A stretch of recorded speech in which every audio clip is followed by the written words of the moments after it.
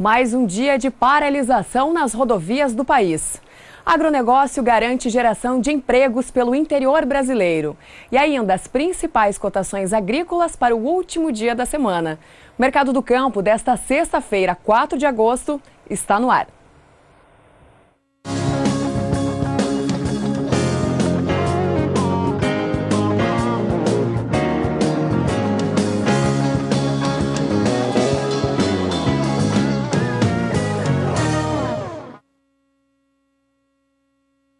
Olá, eu sou Sara Kirchhoff e falo ao vivo dos estúdios da B3 em São Paulo.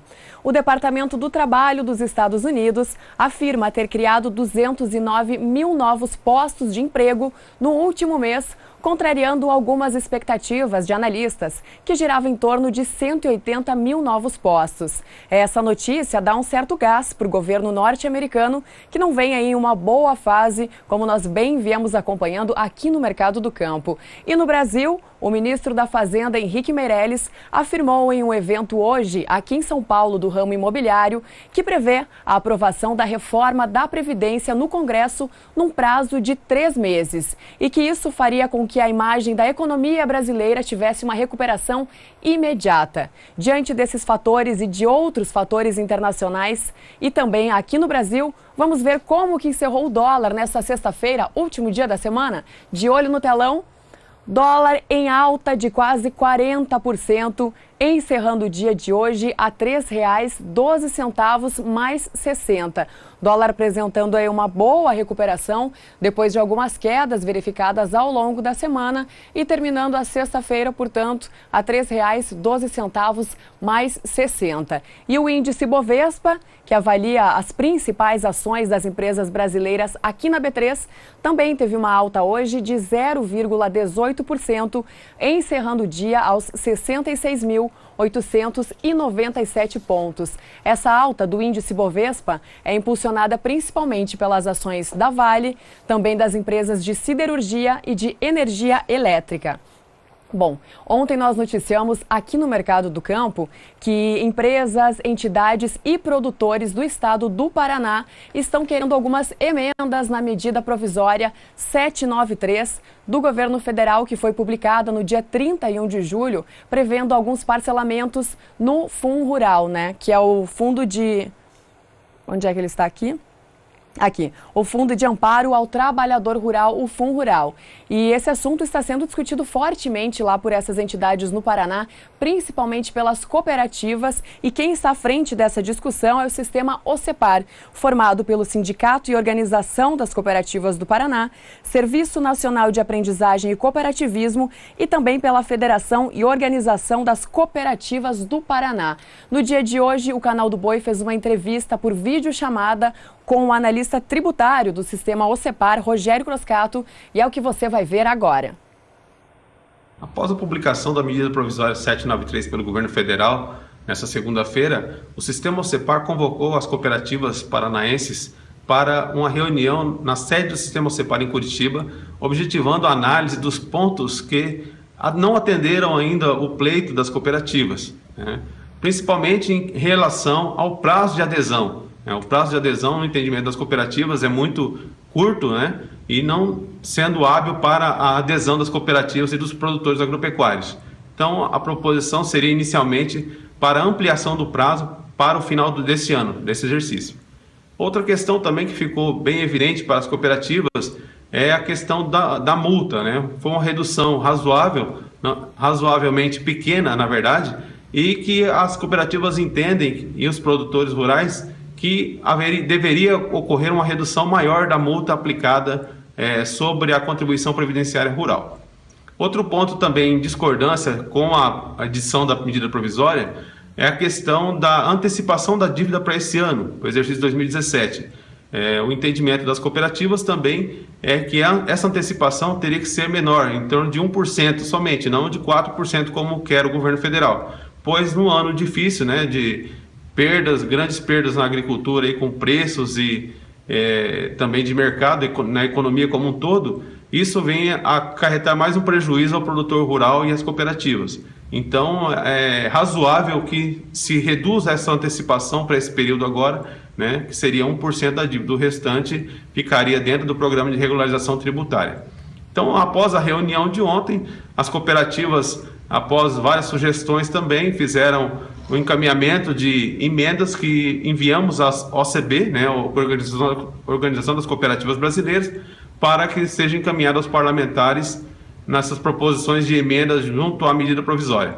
Esperamos que tenha um andamento célere esse processo, porque as cooperativas anseiam a regularizar sua situação, né, evitando qualquer passivo tributário em relação à contribuição previdenciária rural, seja da cooperativa ou dos produtores rurais.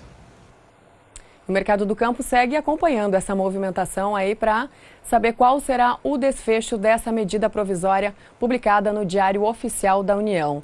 E embalado por uma safra recorde de grãos, o setor do agronegócio foi o que mais gerou postos de emprego este ano. Sobre este assunto, o jornalista Walter Pulga Júnior conversou com o analista de trabalho da Tendências Consultoria, Thiago Xavier. Acompanhe a entrevista. Obrigado por ter vindo. Vamos falar do que interessa muito, não só o proprietário de áreas rurais, produtor rural que contrata, mas também aquele produtor que tem a família no negócio e o trabalhador rural, né? O agricultor, o homem que está ligado à agricultura.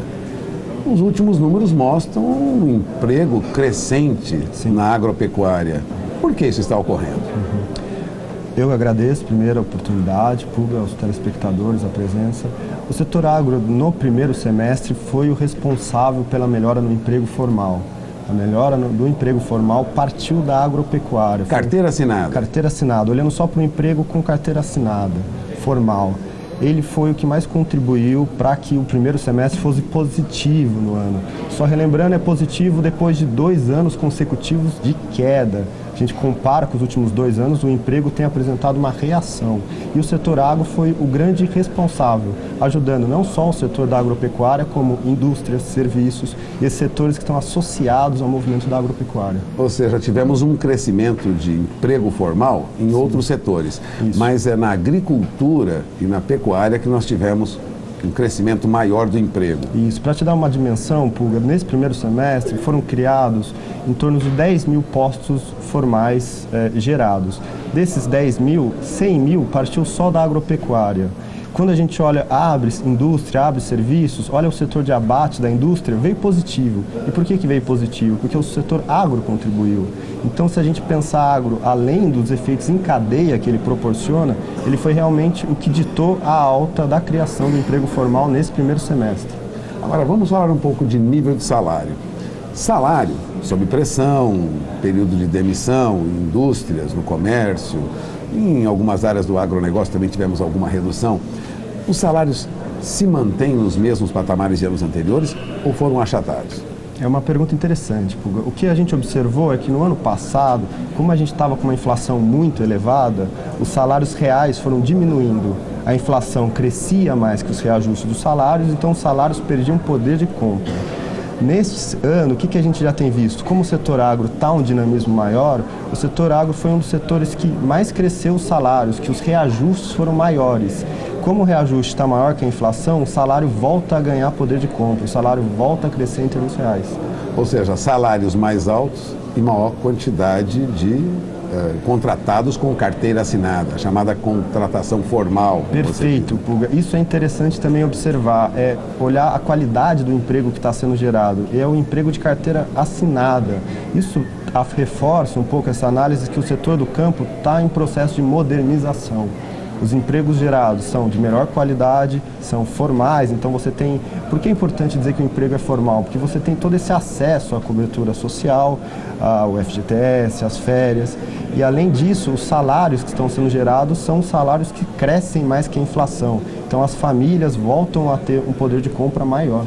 Você diria que o agricultor e o pecuarista hoje tem uma condição melhor do que nós tínhamos, por exemplo, no ano passado, nos anos anteriores? Estamos saindo dessa fase mais difícil da agropecuária brasileira? Sem dúvida, Pulga. Comparado ao ano severo de 2016 e 2015, nós temos uma melhora. Eu, por exemplo, fiz algumas estimativas. Eu olhei quanto que foi gerado de emprego nesse primeiro semestre, quanto foi gerado em 2016, no mesmo período de 6 meses, em 2015. Esse ano foi o ano que mais gerou emprego comparado aos outros 3.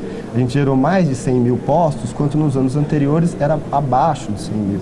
Ou seja, foi um avanço mesmo. Sem dúvida. Agora, nós temos de outro lado alguma queda no valor de commodities agropecuárias, né? Tivemos uma perda de valor para esses produtos, mas a rentabilidade indica que é possível contratar e pagar um pouco melhor. Sim. A agropecuária vai bem? É isso que esses empregos, essa alta de emprego demonstra? Isso. Se a agropecuária vai bem, as atividades ligadas no setor urbano também vão bem, estão associados. Então, a agropecuária indo bem, isso favorece a indústria, não só nos transportes, nos fretes. Quando a gente olha, por exemplo, a produção industrial, ela tem apresentado uma acomodação. Isso significa que a indústria tem deixado de cair. E isso é bom, porque nós estamos vindo de 3, 4 anos consecutivos de queda. A gente está vindo de 4 anos que a indústria caía 20%. E o setor agro é um dos responsáveis por melhorar esse dinamismo da indústria. Ajuda no lado do frete, no lado do abate, como eu comentei, o abate também fechou positivo o emprego. Mas por que está tendo esse crescimento do emprego no lado do abate? Porque teve na produção, no lado do campo. Então ajuda a indústria, ajuda serviços, ajuda a economia geral. A agropecuária brasileira, o agronegócio brasileiro, ele impulsiona mesmo a economia com esse peso que eles argumentam? Você tem os números, você analisa emprego, renda no bolso de quem trabalha no agronegócio também, daquele empregado que trabalha no setor de agro. O agro sustenta o país, Tiago? O agro contribui para a melhora do país. E ele contribui não só enquanto setor agro, mas todo esse efeito em cadeia que ele proporciona. Então é difícil a gente dimensionar qual é todo o tamanho do agro, porque olhando para o emprego, além do que ele gera só na parte agropecuária, você está gerando emprego na indústria, no serviço, você está melhorando o dinamismo da economia. Então parte da reação econômica, nós vimos no PIB do primeiro trimestre. O PIB do primeiro trimestre foi impulsionado pelo PIB agropecuário, pela parte de grãos, pela parte de exportação. Então o agro contribui e muito para a melhora econômica. Falando agora para o produtor rural que nos acompanha neste momento, você diria, ele tem consciência da importância dele para o país?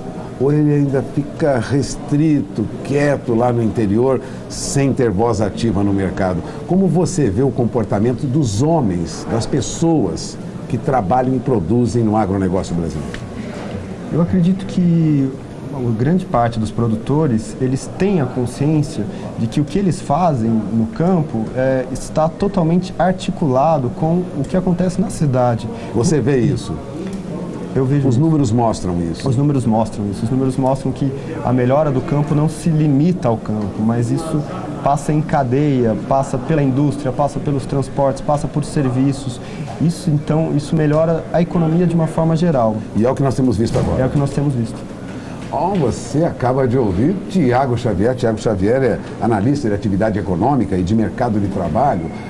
Acompanha aí a evolução do emprego, principalmente em áreas como agronegócio. E cresce, é uma boa notícia este ano. Sem dúvidas. Agradeço a presença do Tiago Xavier aqui conosco. Obrigado a todos. Vamos encerrando a entrevista, voltamos ao programa. E para ilustrar o que o analista Tiago Xavier falou durante a entrevista ao jornalista Walter Pulga Júnior, preste atenção aqui no telão. Neste ano, foram criados 164.757 novos postos de emprego, mas se restringem ao interior do estado. Já nas regiões metropolitanas, teve uma queda. 129.703 postos foram fechados. É uma disparidade aí bem gritante e ela vem também impulsionada e principalmente por uma safra recorde de grãos que a gente vem acompanhando e também pelo período de colheita no Brasil. Nessa outra tela, a gente consegue visualizar bem onde que os postos de emprego foram criados. Então, 25 mil novos postos na indústria, 43 mil postos no setor de serviços e 110 mil novos postos no setor de agro. Esse levantamento é feito pelo Cadastro Geral de Empregados e Desempregados do Ministério do Trabalho e Emprego e se refere somente àquelas vagas de emprego formais. Mercado do Campo faz um rápido intervalo, daqui a pouquinho a gente volta.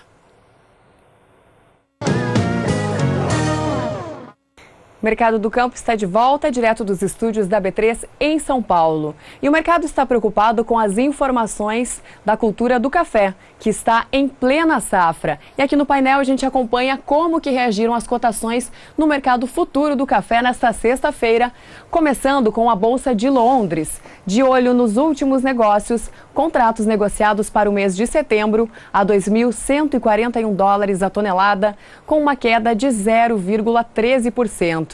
Contratos negociados para novembro a 2.133 dólares a tonelada, uma leve queda de 0,04%. Contratos para o mês de janeiro a 2.107 dólares a tonelada, mais uma queda de 0,04%. E contratos para março do ano que vem, negociados a 2.094 dólares, operando dentro da estabilidade. Da Bolsa de Londres, vamos para a Bolsa de Nova York. Café Arábica, últimos negócios. Contratos com vencimento para setembro, negociados a $1,40 por libra-peso, uma variação negativa de 0,03%. Contratos negociados para o mês de dezembro, $1,43 por libra-peso, uma queda de 0,06%.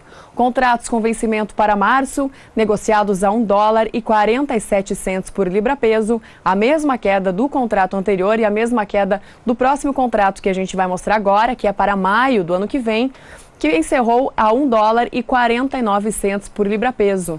E agora, no Brasil, café BMF Bovespa, de olho no ajuste atual. Contratos com vencimento para o mês de setembro, negociados a 168 dólares e 25 centos a saca, uma queda de 0,03%. Contratos para dezembro foram 1.210 contratos negociados no valor de 173 dólares e 20 centos, uma queda de 0,06%. Contratos para setembro do ano que vem, negociados de acordo com o ajuste atual por 179 dólares e 35 centos ou 35 centavos, com queda de 0,06%. E contratos para setembro de 2019, lembrando que os contratos de setembro são referência para o café, em 2019 eles foram negociados hoje aqui na B3 por 189 dólares a saca, uma queda de 0,08%. O Mercado do Campo traz as primeiras informações do tempo de hoje com Juliana Rezende, que fala dos estúdios da Somar.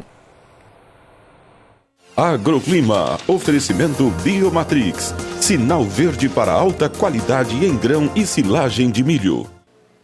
Olá, boa tarde a todos. Nos últimos dias, a passagem de uma frente fria no centro-sul provocou chuvas expressivas, principalmente na região sul. Essas pancadas até aumentaram os índices de umidade do solo nos 3 estados do sul do país. Porém, em direção à região sudeste, essa frente fria avançou, mas de forma mais costeira. Provocou algumas pancadas de chuva nas áreas litorâneas da região sudeste, enquanto que no interior do sudeste, também na região centro-oeste, a tendência ainda foi de tempo mais seco e sem chuva. E isso acabou beneficiando o andamento das atividades de colheita, principalmente das lavouras de café de Minas Gerais. Agora, na maior parte do Brasil, as atividades de colheita já ultrapassam 80% das áreas produtoras. No decorrer dos próximos 5 dias, a tendência agora é de tempo mais seco entre o sudeste e também o centro-oeste. Pancadas de chuva ocorrem de forma bastante isolada entre o Rio Grande do Sul, Santa Catarina e a faixa leste do estado de São Paulo até o dia 9 de agosto. Durante o segundo período, as chuvas voltam a ganhar força no sul do país. Os acumulados dessa vez tendem a ser expressivos. Pode chover até 50 milímetros na faixa oeste gaúcha. Agora, entre Santa Catarina e o Paraná, os acumulados ficam próximos de 30 milímetros. Essas instabilidades também voltam a provocar algumas pancadas de chuva, principalmente no Mato Grosso do Sul, e seguem provocando algumas pancadas na faixa leste do estado de São Paulo. Agora, na maior parte da região sudeste e também entre Goiás e Mato Grosso, a tendência ainda será de tempo mais seco. Já durante o terceiro terceiro período, essas chuvas ainda devem seguir um pouco mais frequentes, principalmente na região sul. Porém, agora elas perdem força, os acumulados ficam próximos somente de 30 milímetros. Segue chovendo também em partes do Paraná, sul do Mato Grosso do Sul, também a faixa leste do estado de São Paulo, alcançando também o sul de Minas Gerais e partes do Rio de Janeiro. Agora, na maior parte do estado de Minas Gerais, o interior do estado de São Paulo e também a região centro-oeste, a tendência ainda será de tempo mais seco, pelo menos até o dia 19 de agosto. Então, durante as próximas semanas, a tendência é de tempo mais seco, especialmente nas áreas produtoras de café do Sudeste, e os produtores devem seguir avançando com as atividades de colheita. Daqui a pouco eu volto com mais previsão do tempo. Combinado, Juliana. E o Brasil viveu mais um dia de paralisação nas rodovias. Os estados do Rio Grande do Sul, Minas Gerais, Paraná e Mato Grosso registraram bloqueios nas estradas. E também já há informação de falta de abastecimento de combustíveis em postos pelo interior do Rio Grande do Sul. Essa mobilização ela acontece contra a decisão do governo federal de aumentar as alíquotas do PIS e COFINS sobre o preço dos combustíveis, o que aconteceu no dia 20 de julho. Enquanto isso, a Associação Nacional do Transporte de Cargas e Logística, a ANTC, em parceria com a Agência Nacional de Transportes Terrestres, a ANTT, afirma que o preço do frete deve seguir pressionado aqui no Brasil no próximo semestre. E mais um juiz suspendeu esse aumento do PIS e COFINS sobre o preço dos combustíveis. Dessa vez, essa decisão veio da Justiça Federal de Macaé, no Rio de Janeiro. A decisão é do juiz Ubiratã Cruz Rodrigues e suspendeu os efeitos do decreto que aumentou as alíquotas sobre o preço, então, da gasolina e também do diesel, o que acabou deixando os combustíveis cerca de 40% mais caros. Como da outra vez, o governo também deve recorrer aí dessa decisão. E, diante de todo esse cenário, vamos ver como se comportou o etanol, de acordo com o levantamento do CPEA, de olho aqui no telão. Etanol, segundo o último levantamento feito pelo CPEA, ele está no preço médio de R$ 1.443,50 o metro cúbico, sempre usando como referência, então, a cidade de Paulínia, aqui no interior de São Paulo. Essa alta de um dia para o outro, ela representa, portanto, um aumento de 0,35% e no acumulado do mês, a valorização passa dos 6%. Do etanol, já vamos para as cotações da soja para o dia de hoje, começando com a soja no mercado futuro na Bolsa de Chicago.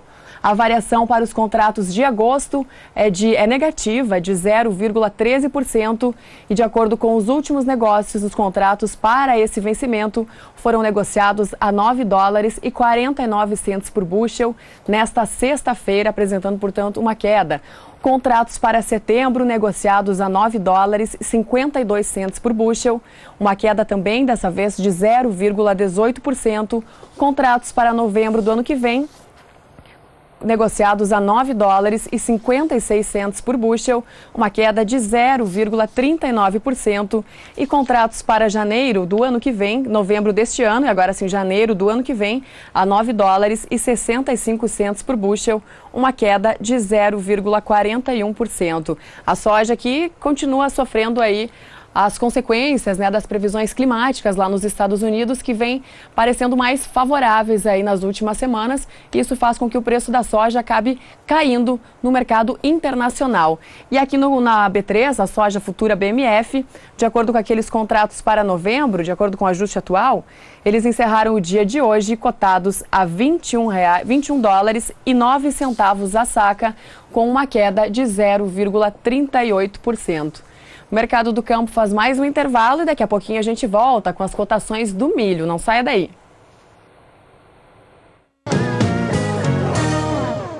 O mercado do campo está de volta, ao vivo, dos estúdios da B3 em São Paulo.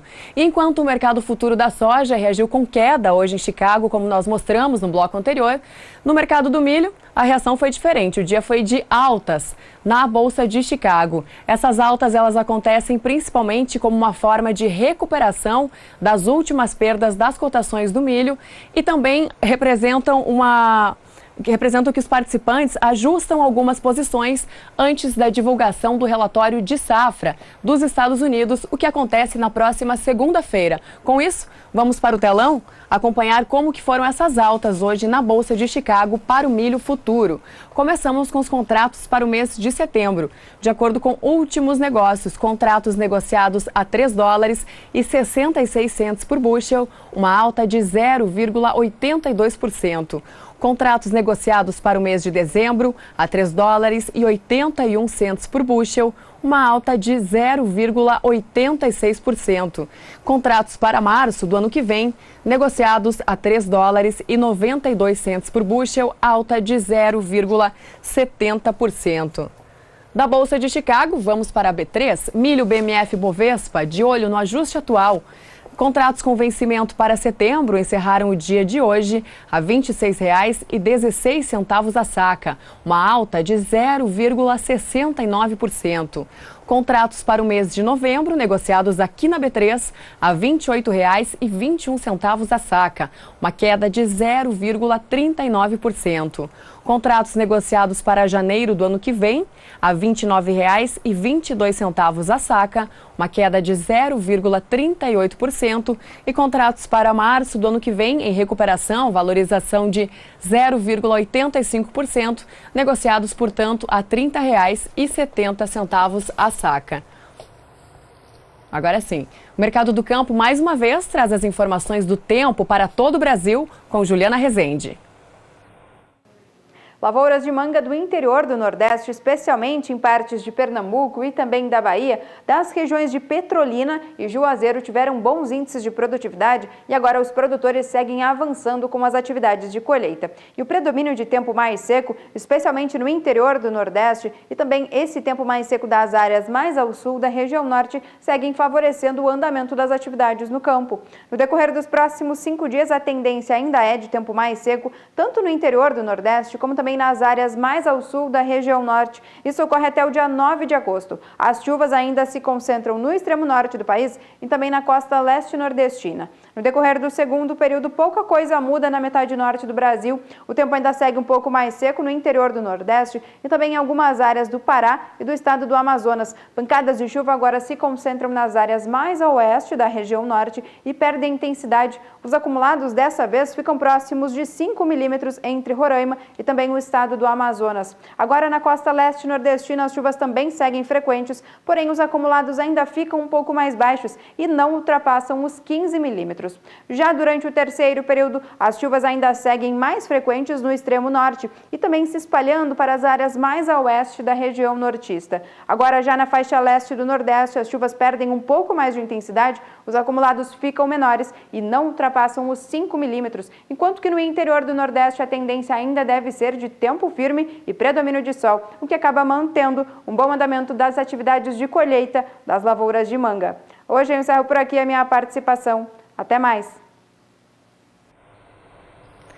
Até mais, Juliana. E é amanhã o mega leilão genética aditiva em Campo Grande. Serão ofertados 450 touros Nelore, todos avaliados por 3 programas. E o canal do Boi, é claro, acompanha tudo ao vivo a partir do meio-dia. Mas hoje quem já está por lá e antecipa esse grande evento aqui para o Mercado do Campo é Adriano Edival. Adriano, como é que estão os preparativos por aí? Conta pra gente.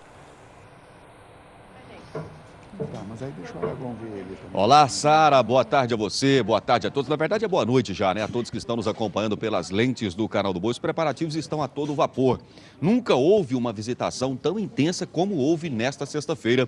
Todo mundo vindo ver os touros, centrais também, acompanhando esse trabalho e observando de perto os animais que serão colocados à venda amanhã, a partir das 11 horas, com transmissão pelo Canal do Boi. Como sempre, nós estamos sempre muito bem acompanhados, muito bem assessorados. Dessa vez estou aqui com o proprietário da genética aditiva, o Dr. Eduardo Coelho, que vai falar-nos também a respeito dessa expectativa toda que move, eu acho que essa emoção move um trabalho desse, um trabalho coeso, sério. A doutora Roberta Gestal também, da Melhor a Mais, está aqui ao nosso lado, mas eu quero começar com boa noite, doutor Eduardo Coelho. Para nós aqui no Mato Grosso do Sul ainda é bom dia não, boa tarde, mas é boa noite para os amigos de todo o Brasil. Boa noite, doutor Eduardo, seja bem-vindo. Boa noite, Adriano. Boa noite. Boa noite. Boa noite, Adriano. Boa noite, público do Canal do Boi. Como é que está essa expectativa? Eu estava falando sobre a visitação intensa, porque hoje pela manhã nós tínhamos muitas pessoas vindo ver os animais, a doutora Roberta estava aqui hoje pela manhã, e agora à tarde também uma visitação muito intensa. Eu acho que a cada ano que passa, essa visitação dá mais confiança para quem está à frente desse trabalho, né, doutor? Nós ficamos muito felizes com a visitação, tivemos vários produtores de touro PO nos visitando, produtores importantes, e também muitos produtores de bezerro. E a gente fica muito satisfeito de escutar uma pessoa que comprou um touro falando que ele vendeu o melhor lote ele participou de um leilão, aí vendeu o melhor lote de bezerro do leilão, que desmamou o bezerro pesado com 240 quilos, 250 quilos, vários clientes nos falando isso. Então isso a gente fica muito feliz, né, com esses testemunhos. Doutora Roberta, eu vou pegar um gancho na fala do doutor Eduardo, porque quando se fala de testemunhos, de prova e de depoimento de alguém que fez um investimento em touros da genética aditiva, isso também existe um paralelo e uma coisa puxa a outra sobre o alto índice de recompra. Quem nunca comprou o touro da genética aditiva, que compra uma vez, ele nunca mais deixa de comprar. Não é verdade? Boa noite. Boa noite. Adriano, o processo é muito dinâmico, porque se a cada ano vem num processo de construção, aumentando a tendência genética do rebanho, o ganho genético do rebanho, essa safra que está sendo ofertada é a melhor safra produzida até hoje. Certo, e a do ano que vem melhor que essa e assim sucessivamente. E como há um processo de utilização de touros jovens, nós identificamos anualmente os melhores indivíduos dentro da safra e multiplicamos esses indivíduos, ou via material genético que vai para a central, os touros que vão para a central, ou aqueles que nós retemos para utilização interna, é lógico que anualmente nós temos novidades dentro da bateria de touros e indivíduos que se revelam dentro do processo seletivo como os melhores indivíduos até hoje produzidos pela genética aditiva. Então é isso que a genética aditiva está ofertando nesse 14º leilão, né? Nesse mega leilão. Doutor Eduardo, doutora Roberta, vocês podem ficar à vontade para conversar, para interromper, não tem problema, mas é interessante isso tudo, porque um leilão desse tamanho, com 450 oportunidades, eu não vou colocar nem touro, vou colocar oportunidade de investimento. Sim. Tem touros que serão vendidos no mega leilão, que de repente não é aquele touro que todas as centrais estão de olho nele, de repente aqueles criadores que querem fazer um investimento para ganhar uns royalties com esse touro em central, aí algum touro até que acaba meio que passando despercebido. Ou seja, eu estou dizendo isso porque nós temos aqui em 450 reprodutores para todo gosto, para aquele que é pequeno, o médio produtor, o grande produtor, o touro que vai para a central, enfim, eu acho que o Brasil todo vai parar para ver justamente por isso. Nós discutimos isso hoje pela manhã, né, Adriano? A respeito da média dos valores genéticos. E que existe uma diferença muito pequena entre os animais.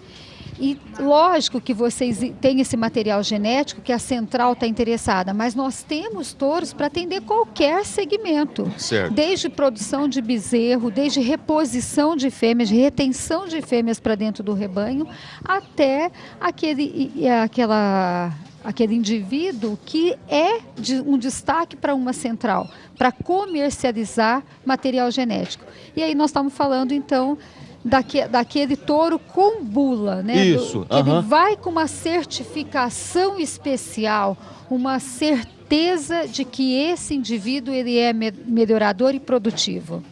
Doutor Eduardo, aí com todo esse banco genético que esses animais são detentores, a genética aditiva vai vender em 30 parcelas. Quem quiser fazer um pagamento diferenciado, de repente está com o dinheiro, quer pagar à vista, tem um desconto expressivo. Eu acho que é o único segmento no Brasil que vende em 30 vezes sem juros. Eu acredito que ainda é o único segmento do Brasil. Então tem 30 parcelas para o pagamento, frete facilitado para o Brasil inteiro, qualquer quantidade. Eu acho que só não investe quem realmente não quer.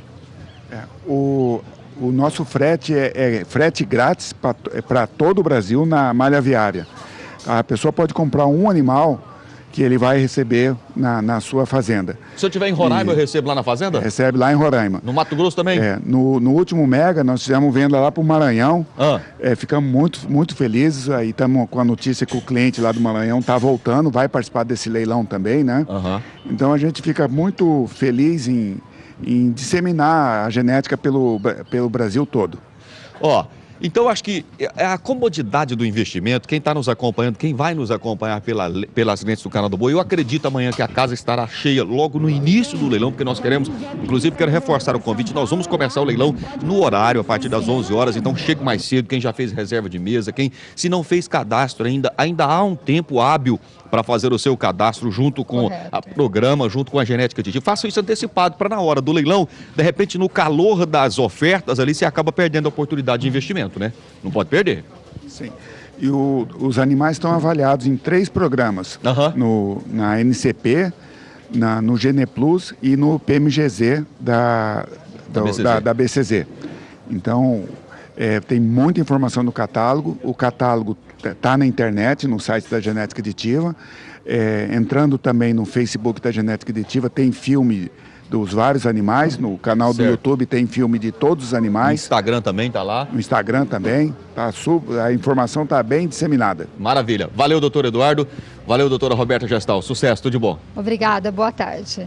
Daqui a pouquinho nós voltaremos aqui pelo Canal do Boi, dentro do programa Na Batida do Martelo, viu, Sara? Falamos ao vivo aqui da Crisul, a temperatura muito agradável, mas amanhã os termômetros vão registrar em torno de 45, 50 graus, porque a temperatura vai subir. O Brasil vai parar para ver o mega leilão da genética aditiva, 450 oportunidades de investimento. Volto com você, Sara. Vai subir sim, Edival, com certeza. Um excelente leilão para vocês e só fazendo uma correção. Antes eu falei que a transmissão era a partir do meio-dia. Não, é a partir das 11 horas, horário de Brasília, desse mega leilão genética aditiva. Mercado do Campo de hoje fica por aqui. Um ótimo fim de semana para vocês e até segunda-feira.